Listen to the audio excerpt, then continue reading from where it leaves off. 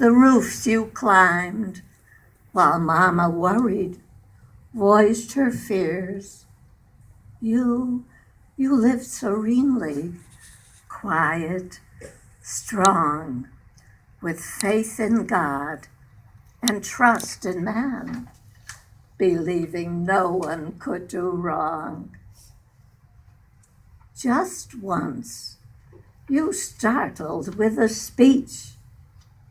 It was on that golden day, with dignity and eloquence, your words of highest praise, the Yiddish meaning so much more than faithful could convey. To your getreue vibe, you paid homage in your way. So maybe you did talk, Papa, in everything you did. You showed us how to be a mensch, an honorable person, for that is how you lived.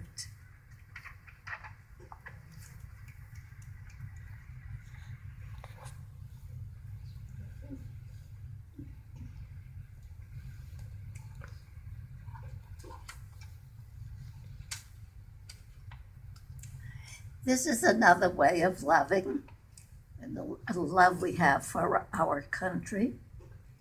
And I was a teenager at that time when Mama became a citizen, but I wrote this several years later, but I think you'll hear my teenage voice in this. Mama becomes a citizen. Okay, Mama, it's time to go. Take off your apron. Don't be so slow. We've got to be there by 7 p.m. to register and tell them all you know, your name, your address, and why you're there to become a citizen. Don't be so scared. So off we went, 2 blocks to the school. Mama was wavering. She lost her cool, but answered the questions, sat down in a seat just right for grade 6, and Mama Petite. Came home all excited, flushed by unique educational experience, so formal, so sweet. Her first time ever to sit in a class, to listen to teacher, and feel like a lass. Yet, 2 evenings a week, she voiced her complaints. Dishes not washed yet. The house is a mess. How can I leave now? She would always protest.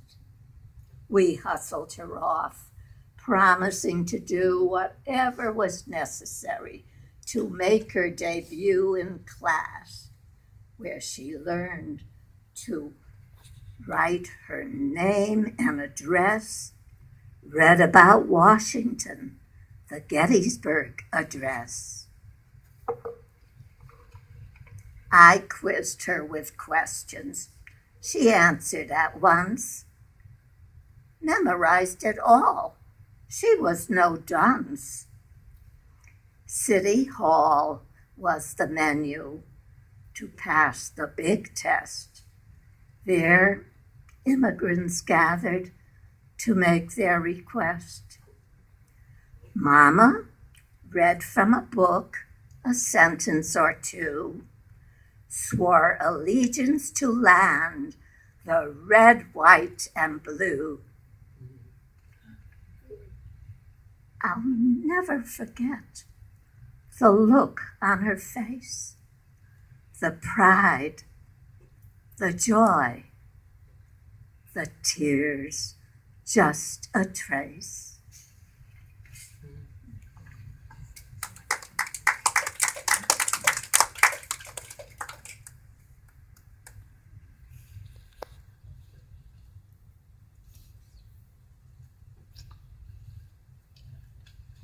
This is some reflections on my marriage since several years passed from the last story.